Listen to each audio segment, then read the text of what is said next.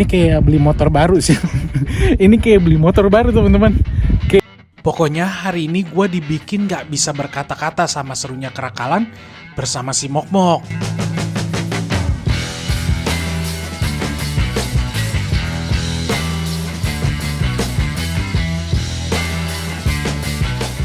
Selamat pagi teman-teman. Ini hari yang kita tunggu-tunggu untuk naik X-Max 300cc si Mok-Mok. Seperti yang gue bilang kemarin di episode sebelumnya, kalau Mok-Mok itu mau kita coba ke Dieng nih. Nah ini kita mau menguji dia dari jalanan Pantura yang lurus dan panas, plus nanti pas ke Dieng mau lewat tanjakan Kerakalan langsung. Nah kira-kira dia bisa nggak ya dengan bagasi besar, ada box juga full. Nah gue penasaran banget, karena kan kemarin itu di Sumatera nggak ketemu sama sekali ya tanjakan yang aneh-aneh. Ini sekarang kita cari tanjakan yang aneh-aneh, karena kan udah di bore up. Semoga yang penting sih bisa sampai dengan selamat ya di tanjakan itu dan tidak terjadi sesuatu hal yang tidak diinginkan. Harusnya sih bisa ya, soalnya kan tahun lalu lewat Wonosobo emang agak ngos-ngosan sih, tapi kan ini udah beda ceritanya. Dan ya cuman beda juga jalanannya yang kita pilih karena nggak lewat Wonosobo. Yaudahlah daripada kita pusing-pusing, ini udah 2:30, gue harus cepet-cepet berangkat. Langsung kita let's go teman-teman.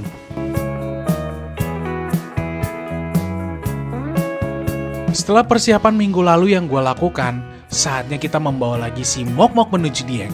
Semoga perjalanan ini terasa menyenangkan ya, dan pastinya si Mok-Mok juga aman terkendali sepanjang perjalanan. Gua berangkat sekitar jam 2:30 pagi di hari Senin tanggal 16 September. Yang dimana ini adalah hari terakhir libur panjang. Gua pilih berangkat Senin biar jalanan gak terlalu ramai yang mengarah ke Dieng. Apalagi sebelum-sebelumnya gua baca beberapa berita bahwa kawasan Dieng dipenuhi oleh wisatawan sampai-sampai beberapa tempat wisata sangat membludak. Gokil ya Dieng ini, bener-bener daerah yang ramai banget. Apalagi anak motor ke Dieng tuh sebuah kewajiban deh. Ngomong-ngomong berangkat subuh kayak gini, sejujurnya gue rada ngantuk sih. Apalagi sebelumnya gue tidur kurang banyak. Tapi kalau nggak berangkat subuh, nanti kita bakal sampai Kerakalannya pas udah agak gelap. Nggak asik kan? Nanti nggak ada ASMR Mok-Mok nanjak di sana.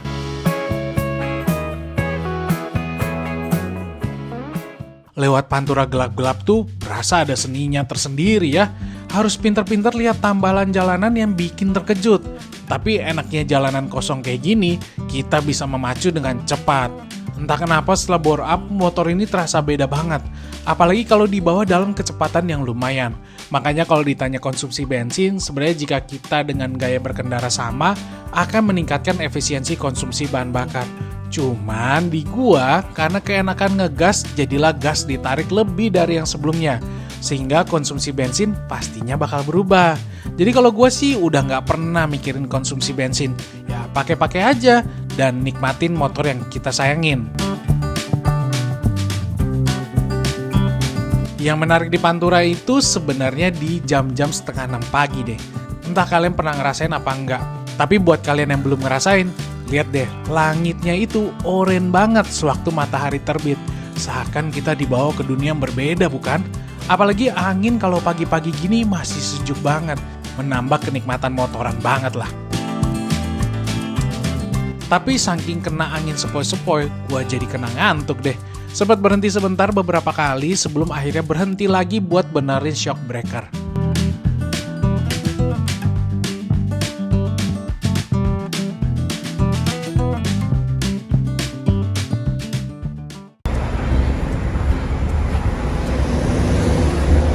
Ini sebelum masuk Cirebon teman-teman, berhenti sebentar karena mau ngatur shock breaker. Karena kan dia waktu di setting di awal di sebelum perjalanan buat 2 orang dengan sedikit beban. Ngatur preloadnya. Gampang sih, tinggal buka kunciannya terus putar aja. Mungkin 1 kali sampai 2 kali putaran aja cukup. Nah ini teman-teman, si shock breaker ini kalian lihat kotornya tuh ada di bawah ya. Nah, sebelumnya ada di atas ini nih. Berarti shock breakernya, si batang shock ini turun sampai bawah. Yang notabene nanti ini bakal bikin ini jeduk. Tadi ada jeduknya beberapa kali. Preload ini diatur dengan memutar ulir bagian atas shock breaker.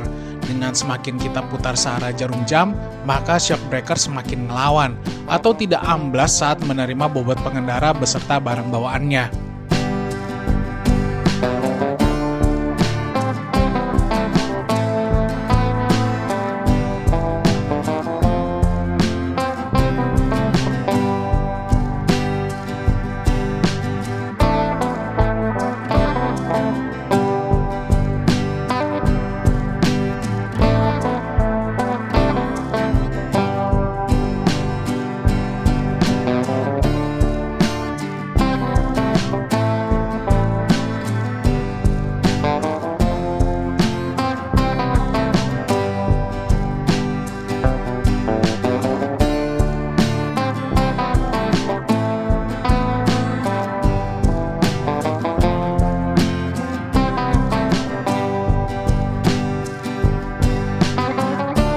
Pengaturan shock breaker untuk dapat settingan yang pas ada caranya ya teman-teman.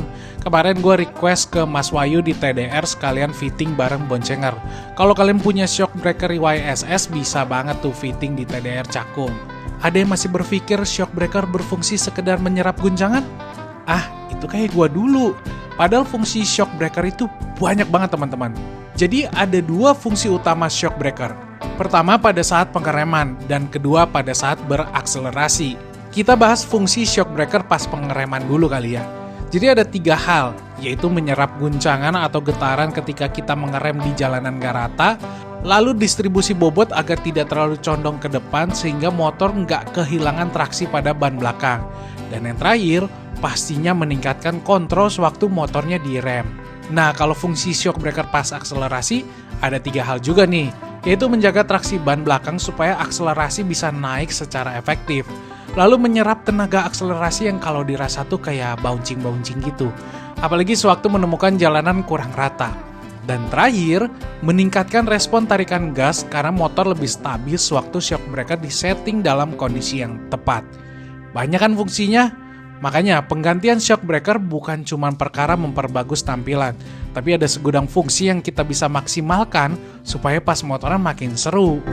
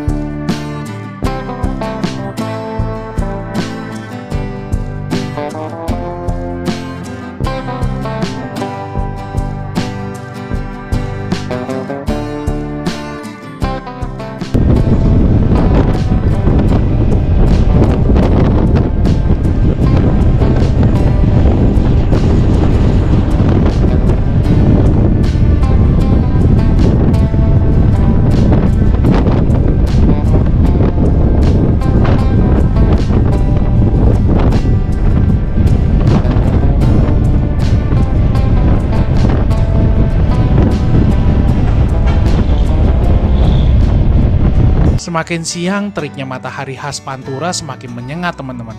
Semakin silau, semakin membuat mata kita lelah. Tapi sepertinya si Mokmok tidak menunjukkan rasa lelah nih. Motor ini masih saja terasa enak digas walaupun dalam kondisi panas terik. Temperatur mesin pun sewaktu gua lihat normalnya mesin sebelum di bore up. Rasanya makin sayang banget sama si Mokmok ya. Yang dulu di awal perjalanan gua bawa pertama kali ke lintas provinsi, itu ke Dieng. Bentar. Ada ding waktu ke Purwakarta, cuman ke Dieng beda banget ya pengalaman dan rasa excitednya. Tahun lalu waktu ke Dieng bener-bener kocak banget deh. Jadi gue kelelahan parah karena kurang tidur akibat terganggu ributnya orang-orang pas malam sebelumnya. Sewaktu gue menginap di salah satu hotel kapsul di Bandung. Alhasil buat sampai Dieng, gue harus bermalam dulu 1 malam di Purwokerto. Nah sekarang Jakarta Dieng estimasi 9 jam saja, ini bisa diselesaikan kok. Beda jauh memang dahulu sama sekarang. Dulu gue masih berasa aneh banget naik motor sebesar ini. Sekarang mah udah jauh lebih menguasai, tapi tetap gue harus belajar lebih jauh lagi cara berkendara motor.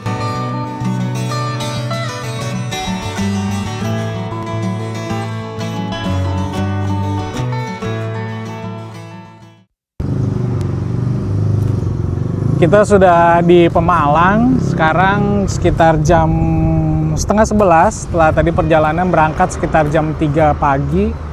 Kondisinya sih masih oke, cuman ini perjalanan cukup panas ya, debu, terus ngantuk, terutama sih yang paling parah ngantuk sih, karena mungkin udah nggak biasa bangun subuh-subuh sekitar jam 1 jam 2 untuk langsung perjalanan motoran. Jadi tadi beberapa kali kita banyak berhenti di jalanan cuman buat tidur sama buat minum kopi sih. Nah ini kita masih berjarak sekitar 100 kilometeran lagi dari Dieng, kita mau lewat Krakalan. Mungkin nanti di Pekalongan baru kita set Google Maps ke arah bawah, ke arah Bawang sampai ke Dieng lewat Krakalan gitu. Ini rest dulu, minum dulu air putih. Nanti kita mungkin nanti jam 12 kita rest lagi yang besar buat bukan minum air, buat makan siang, cari yang menarik-menarik di sepanjang perjalanan pas ketemuannya aja. Jadi kemungkinan nyampe di Krakalan itu di Dieng mungkin jam berapa ya, jam 1 mungkin jam 2 gitu. Jadi masih banyak cahaya. Nanti kita lihatlah di Krakalan gimana jadinya si Mok-Mok dengan full barang bawaan. Jadi ini ada isinya sama bagasi box gitu. Oh ya, satu lagi, shock breaker udah bener, nggak jeduk-jeduk lagi. Walaupun ngantuk dan harus menepi beberapa kali, tapi rasa semangat dan excitednya ke Dieng membuat adrenalin terpompa ke badan. Ini rasanya lebih dari sekedar minum kopi hitam pahit loh.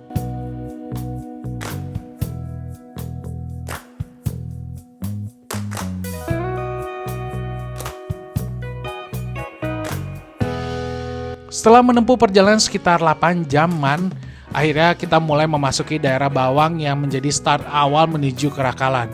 Cuman perut sudah terasa lapar dan tenggorokan berasa kering sekali teman-teman, sehingga kami berhenti dulu sebentar di salah satu warung makanan.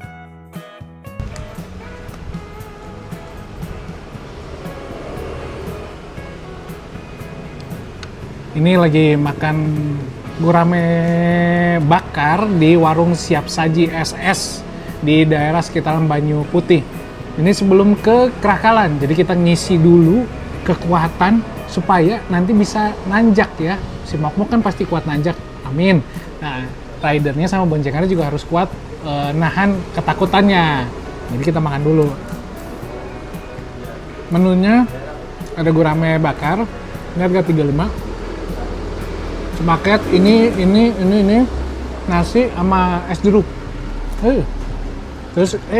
Terus ada lagi toge 10.000, mendoan 10.000. Nah, gitu. Ini kalau minumannya bisa milih mau es teh tawar, es teh manis, teh tawar anget atau jeruk panis maupun jeruk dingin. Tempatnya bersih, teman-teman. Dan ini cocok banget kalau kita berangkat subuh-subuh lah sampai di sini, jadinya rada siang langsung makan siang di sini sebelum gaspol ke Krakalan. Oke, kita makan dulu ya. Rasanya enak kok. Perut kenyang, saatnya kita mulai nanjak nih. Jalan di sini terbilang tidak terlalu lebar, tetapi dari motor hingga truk engkol sedari tadi bolak-balik. Yang menandakan jalanan ini memang cukup penting buat warga sekitar.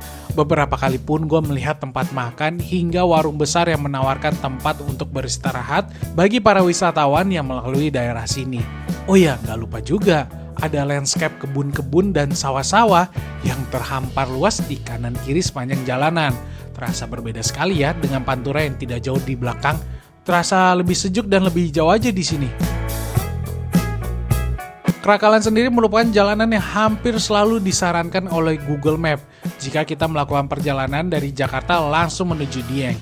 Namun untuk melewati jalur ini nggak bisa sembarang orang yang lewat.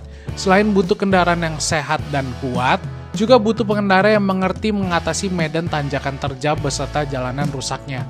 Kalau kalian tidak berniat melewati sini, kalian bisa pilih jalur kota Wonosobo, barulah ke Dieng. Lebih masuk akal lewat sana. Kita mulai memasuki jalanan kecil yang ternyata bisa dilewatin mobil. Gua sempat memastikan sebentar apakah jalanan ini sudah tepat atau belum. Tapi ternyata ini jalanan yang benar. Aneh juga ya Gmaps. Jalanan ukuran satu mobil gini direkomendasikan untuk lewat mobil menuju Dieng. Pemanasan pun dimulai. Ini masih terasa mudah karena jalanan cuma bergelombang biasa dan tanjakannya pun masih yang biasa-biasa aja.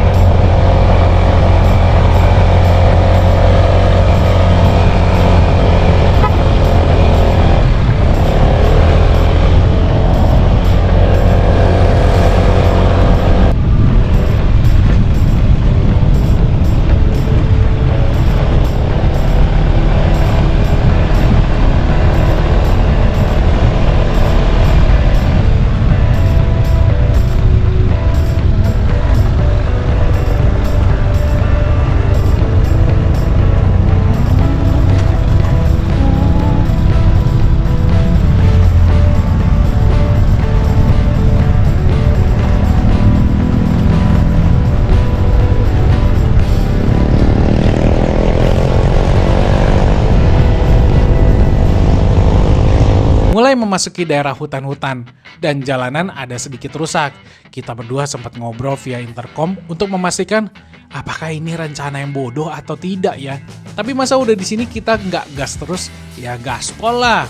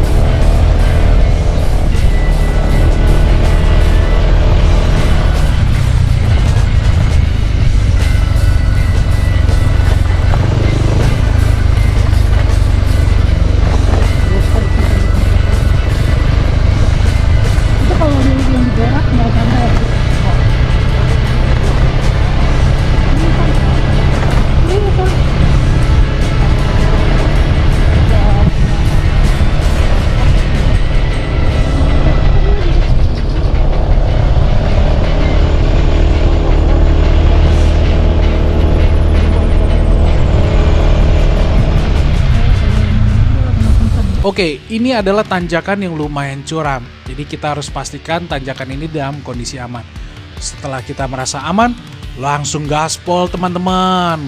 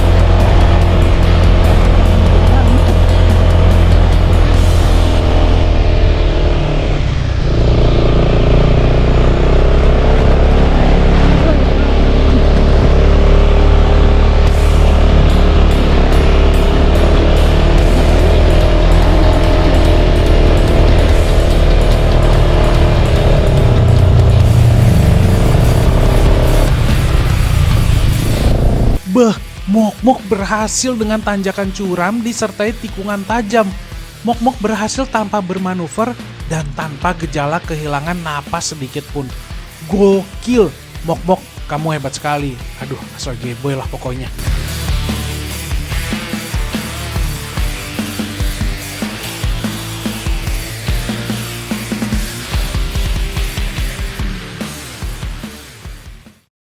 Sampailah kami di Tol Kayangan yang luar biasa indahnya pemandangan di sini.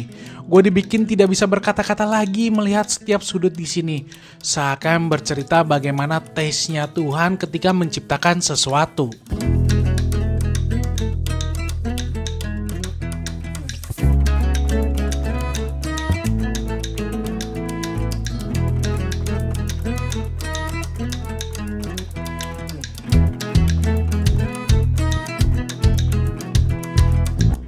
Dieng, tetap gak ngebosenin ya, apalagi dengan cuaca dinginnya yang luar biasa. Memberikan pengalaman berbeda banget buat gua yang berasal dari Jakarta. BTW, kalian tahu nggak pipa panjang ini buat apa? Jadi itu adalah pipa untuk menyalurkan panas bumi yang diambil dari pengeboran di sekitaran Dieng ini. Panas bumi itu berbentuknya seperti uap panas gitu ya teman-teman. Dan uap panas ini nanti digunakan untuk dikonversi menjadi tenaga listrik.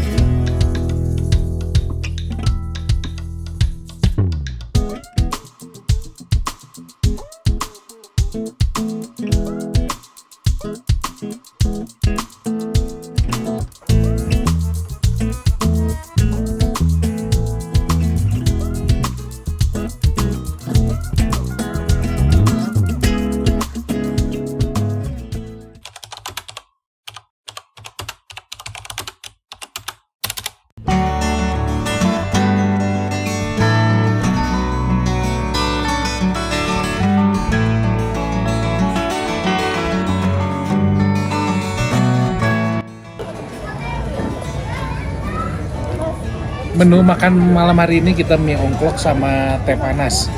Ini gue nggak ngerti siapa yang nyalain AC Dieng karena dingin banget. Kenapa makan mie ongkok? Karena ini khasnya Wonosobo Banjar. Ya itulah ya Wonosobo. Itu dia tuh.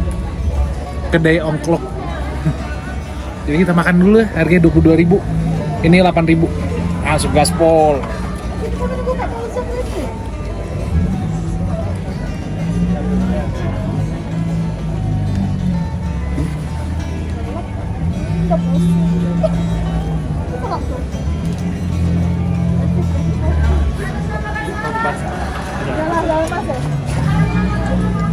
Gimana rasanya?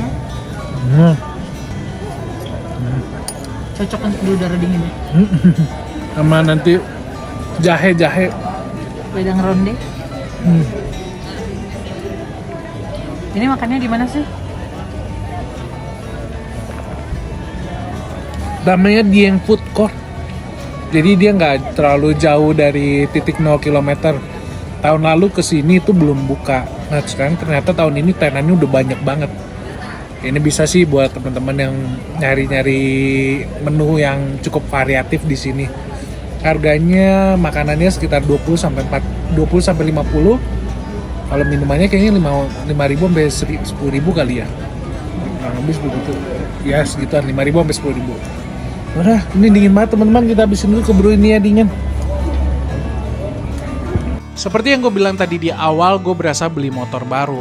Ada banyak keseruan yang gue dapatkan dengan Mok-Mok edisi 300cc ini.